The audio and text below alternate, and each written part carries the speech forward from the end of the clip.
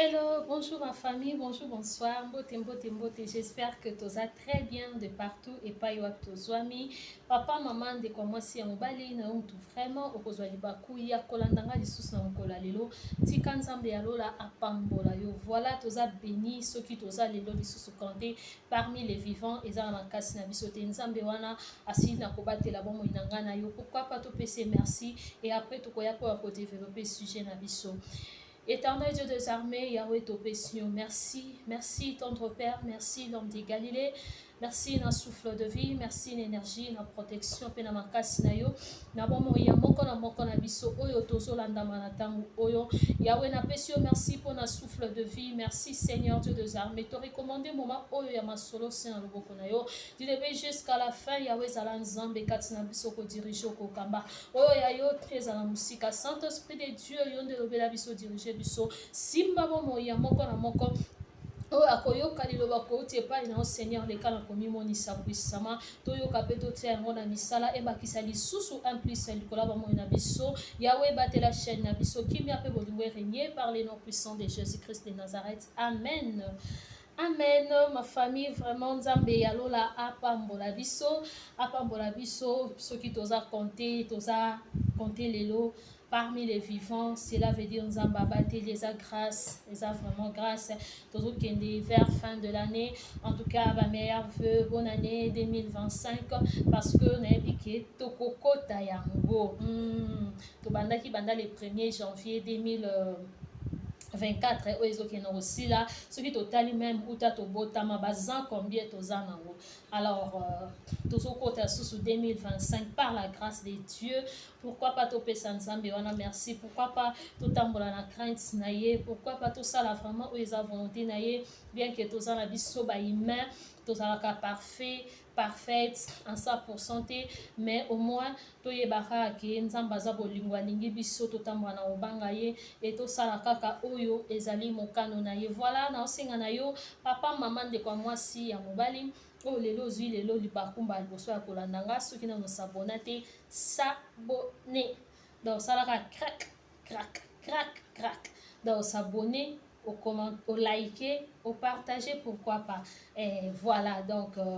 nalingi bino mingi e nayambi pe ba oyo nyonso tu bazoya na chaîne na biso en tout cas nayambi bino maboko ya kofungwama yo pe oya na koyamba yo kaka nayebisaka bino toujours ata bomoni nga te bajour ebele en tout cas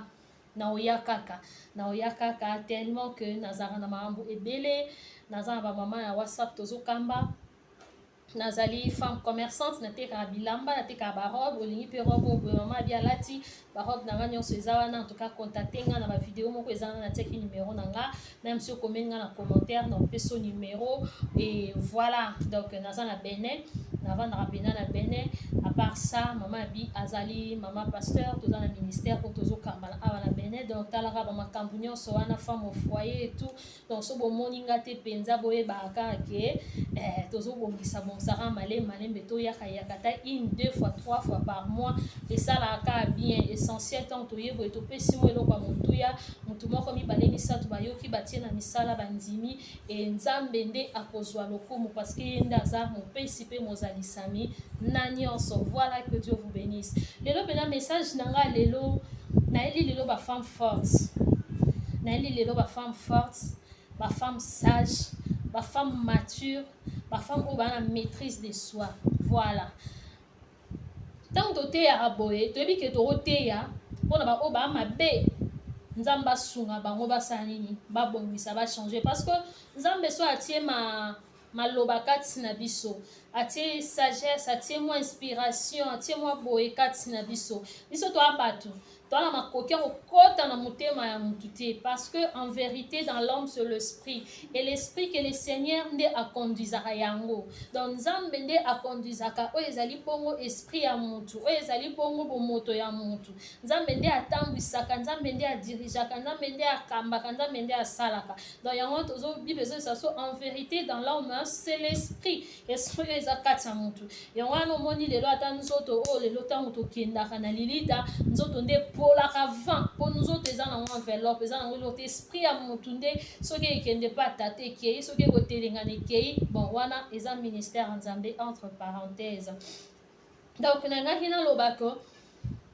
toye lelo mpona koencourage basi bafemme sage parce que ata nga naye koloba na nga boye naa na makoki te ya kokɔta na kati ya motu mpona change se motu maloba na nga soki seigneur ndati yango kati na nga ntango ebima ekobima na nguya mosusu yango na bomoni totiaka toujours nzambe le devant parce que ntango navandi boye te fo naloba boye c'est Dieu ce n'est pas moi ata tokoloba boye atanke motu okobakisa me nzambe ndatiaka inspiration et développement et tout ozodéveloppe na sagesse na oyo nzambe atie kati na yo. Alors toyebi ke ntango tolobaka boye bato ya mabe baza basi oyo mpena baza na bizaleli ya mabe yango biso na groupe whatsapp na biso tolobaka mwasi nde bizaleli basi oyo baa na bizaleli ya mabe mpena baza oyo mpena ke fo bachange eza mpe na basi oyo baa na bao na bizaleli ya mabe te baa na malamu mpe bazokomplete chaque jour bazobakisa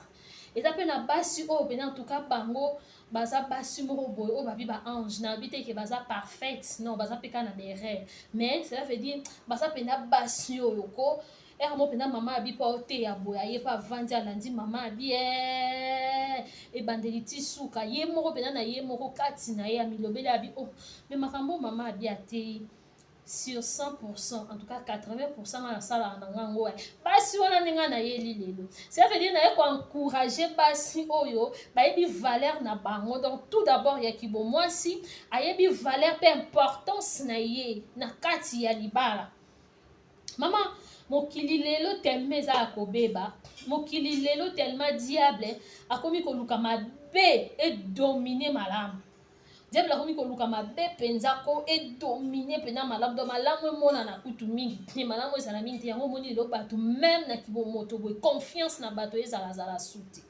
bolingo mpenza amour vrai na kati na bato ezalazala su te makambo ekomi tellement ya mabe ebele pourquoi parce que diable aluki mabe edomine nde tozomona mabe wana mpe ezoluka kodomine mingi na kati ya bamariage na kati ya bamabala bato mais malgré cela eza na basi moko eza na mwasi moko ye kati na ye alobaka binga kadi vient ke donc eya butu eya moi ngai na mwasi na libala nayaki na role na nga na osala role na nga du début jusqu'à la fin jusqu'à ce que nzambe akozwa souffle na nga aussi longtemps je vivrai aussi longtemps naza na kati ya libala aussi longtemps naza na souffle de vie donc je vais me battre mpo na libala na nga mpo na couple na nga mpo ete kimia erenie esengo erenie tranquillité erenie makambo malamu erenie basi ana ndenge na yeli lelo naye koencourage bango naye kofélicité bango naye mpena kobetela bango maboko parce que même côté ya biso moto te yango awake na kati ya libala fo koencourageaka fo komotivaka fo kosalaka moninga boye video eza na se na oti olobela mateya wana ebongo sikoyo ntango tozoteya boye tebiki eza mpe na basi moko boye baochange eza mpe na basi moko boye baosalela eza mpe na basi moko boye basalelaka mpo ani te toya koencourage bango wana ye koencourage bino bamama ya koba parce que même bible ezoyebisa biso oyo azosala malamu akoba na kosala malamu mutu azosala malamu koba na kosala malamu na yo parce que malamu wana efuta yo koba kaka na kosala malamu wana koabandone te kotika te koloba te ke mama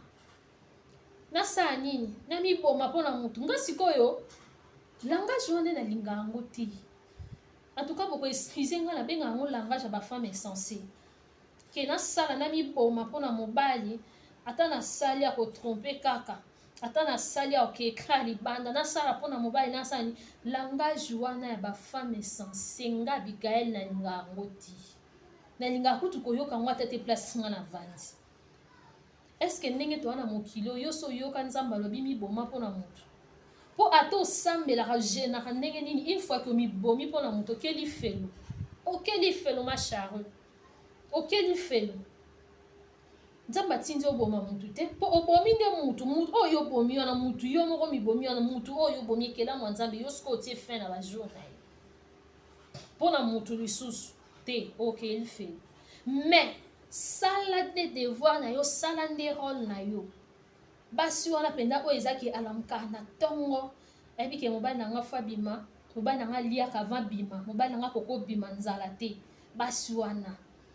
mwasi oyo ayebi ke mobali nanga fo abima ava bima fo alia abima nzala te alambeli ye abongiseli ye bilamba mobali abimi ake atikali abongisi ndako propre chambre mbetu na ye ezalaka toujours nickel akoyi abongisi mbetu na ye propre cuisine salon na ye donc omonake mobali même ntango awuta libanda oyo okota na ndako aosentir mpena ke non na ye mpena nde nalie na ngai ya repos na ye mpena nde nalie na ngai ya repos na ye mpena esika na ngai esengo esika oyo mpenza ke non nde nakoti boye en tout cas mwasi oyo ayeba koyamba mobali na eza na basi mosusu bayeba koyamba mibali te accueil c'est très important mwasi oyo ayambaka mobali donc omonaki mobali aowuta libanda aoyeba deja accueil moko chaleureux ezozele na kati ya ndako basi wana mwasi oyo ayebi ke mobali nanga fo nalambela ye mobali nanga fo nabongisele bilamba mobali nanga fo nazwa soin ya bilamba na ye fo nabongisa mbetu ndako nanga fo ezala propre basi wana donc cela veut dire asalaka toujours oyo eza devoir na ye oyebi eza na eloko moko te oyo diable akombataka lokola libala eza te parce que diable alingaka unité te diable aregnaka na division yango wana alobi diviser pour mieux régner diable aregnaka na division esika oyo bato baza divise esika oyo esengo eza te kimi eza te esika oyo donc bato ko yikiyiki ezali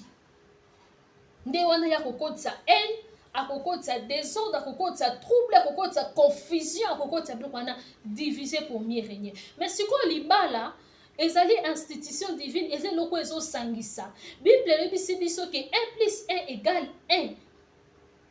mathématique biso nyonso totanga yango toyebi ke jamais 1 plus 1 égale 1 so opesi réponse abongo baololo kizengi mais sikoyo bible eyo eyebisi biso bongo te bible eyebisi biso ke 1 plus 1 égale 1 siko diable lelo azoluka kotisa na kati na mitema bato na kati na mabala na kati na bacouple ke tu ne peux pas faire confiance à ton homme tu ne peux pas faire confiance à ta femme tu ne peux pas faire confiance ya moto oyo osana ye tala trompaka yo tala salaka boye tala salaka boye tala salaka boye mais malgré cela eza na basi moko oyo ye mpenza avanda alobi malgré tout ça là mon homme c'est mon homme ma femme c'est ma femme mais moi si wana pena telema lobi te nga libala nanga mokomba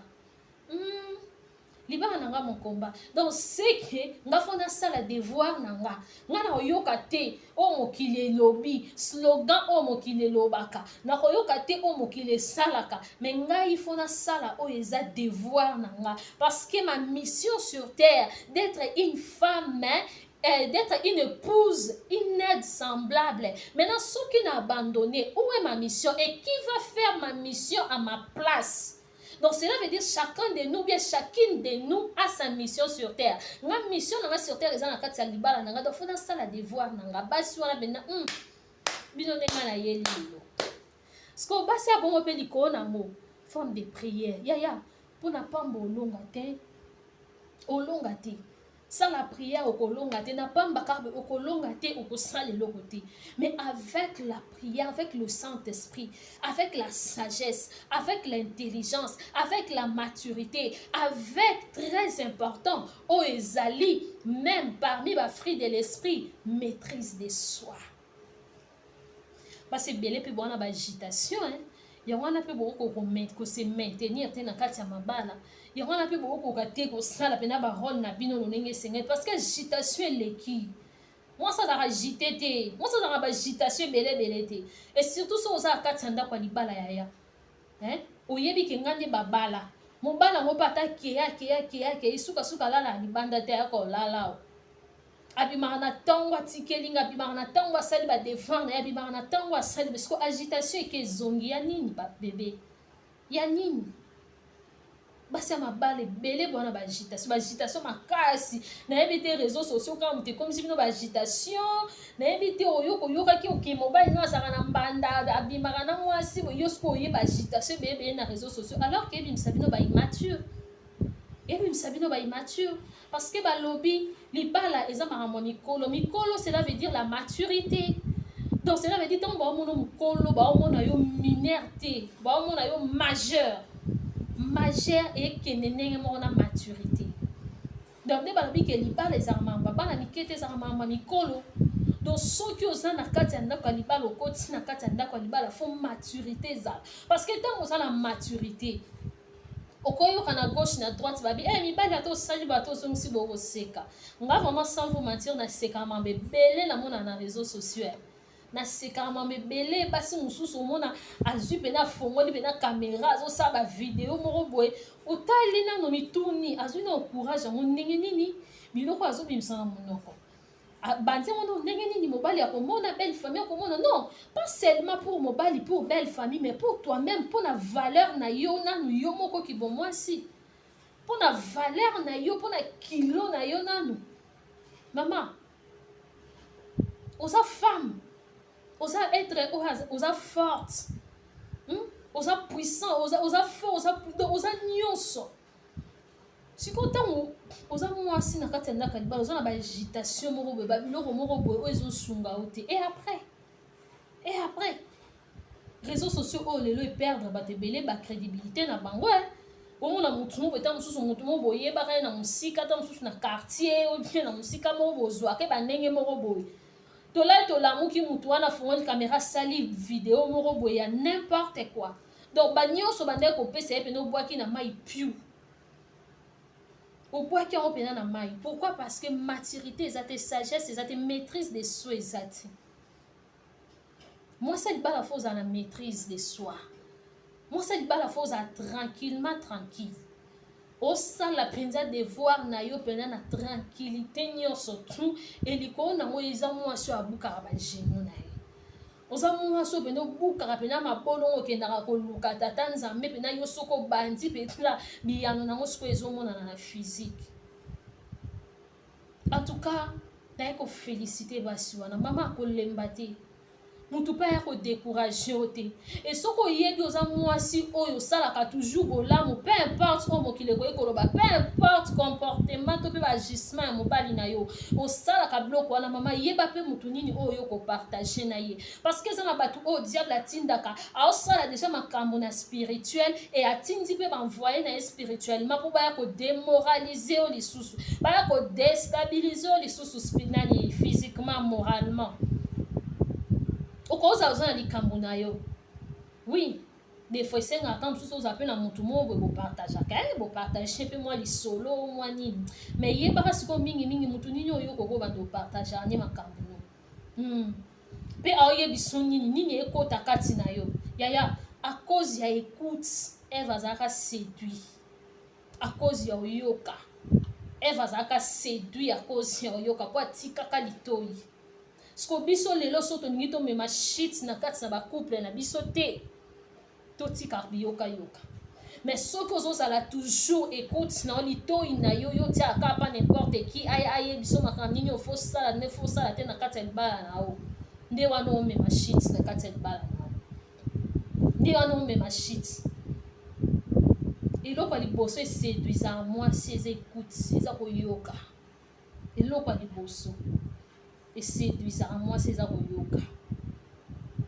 alors ntango oyebi koza mwasi osala devoir na yo ntango oyebi koza mwasi déjà moto aza na maturité asolaka mpe na n'importe qui te avandaka mpe na n'importe qui te apesa litoi ayoka ye n'importe qui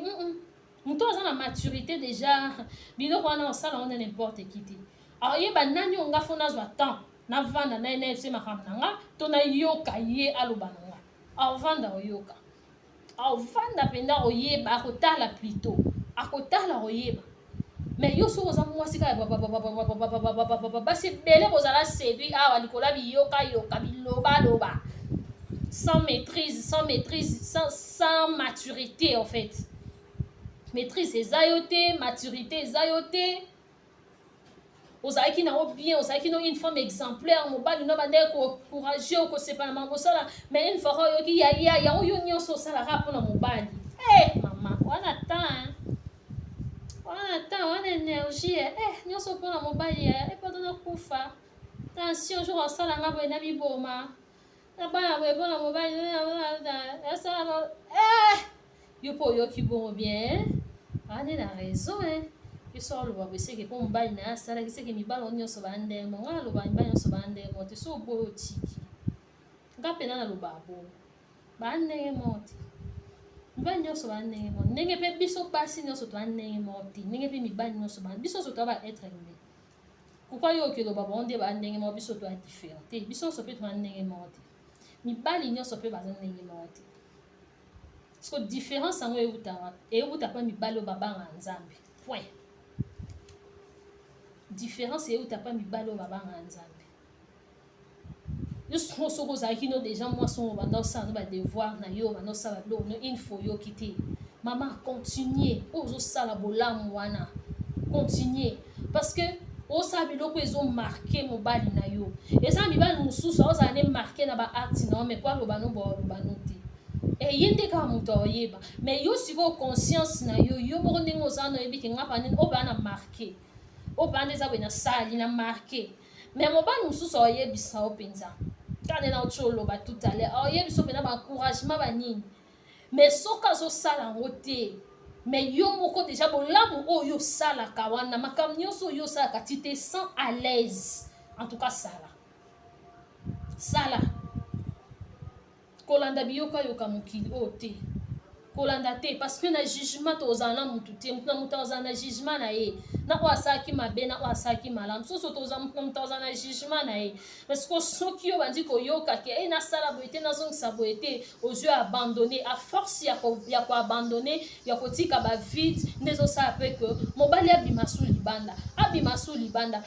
su libanda et fin de compte oyo operdre libala oyo operdre mobali bato wana kaka nde bazala bale premier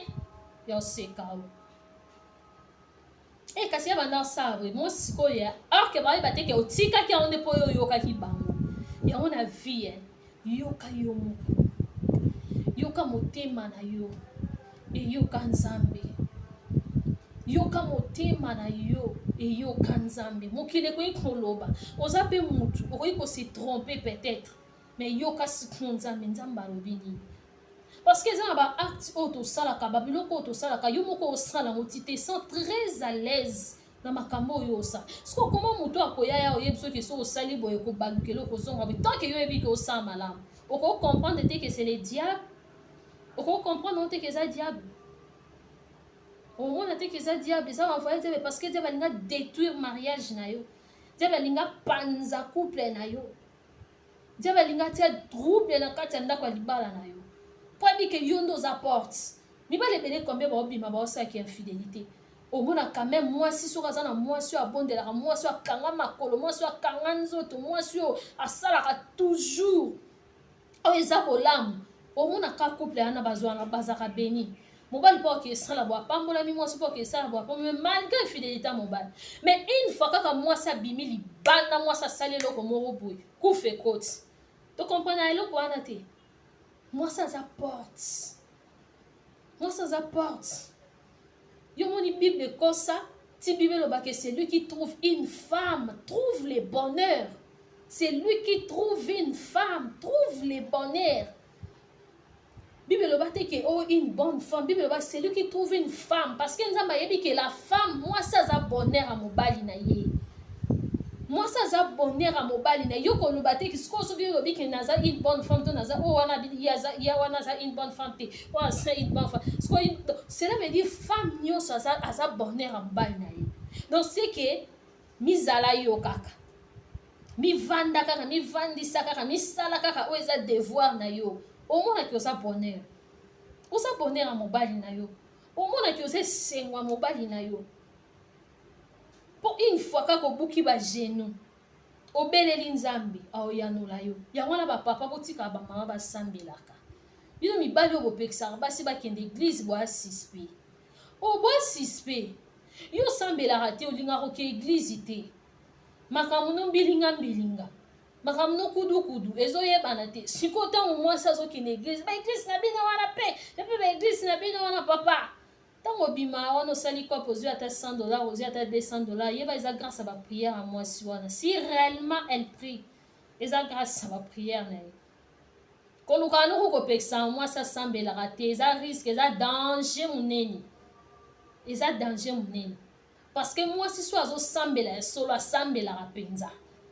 so azosambela mpenza ya solo mpena ndimeli nzambe solo asambelaka mpenza mpo omonake mwasi wana akozala mpenza aza déjà source ya bénédiction azala source ya bénédiction ebele mais ntango yo mwasi aoki église opekisa mwasi aki église te entre temps yo oza na bakudukudu sikoyo libala na bino équilibre ezala wapi nani osimba libala na bino nani oprotege libala na bino équilibre euta wapi protection euta wapi bapapa opekisa bamama basambelaka te bamama mpe oyo oza na mobali no na ndako asambela te yo osambela mama koba kaka yango na bilelo basi oyo ya bolamu wana basalaka bolamu kana ye koencourage bino bokoba na kosala nga ata na ye nanga nalobi boye mongongo ekawuki nasali ata 1000 video mpona kolobela basi mais soki eta mwasi moko mibale bachange nga na osepela me lokumu ezonga epa nzambe ezonga epa na nga te mpo nga na nga na posa lokumu te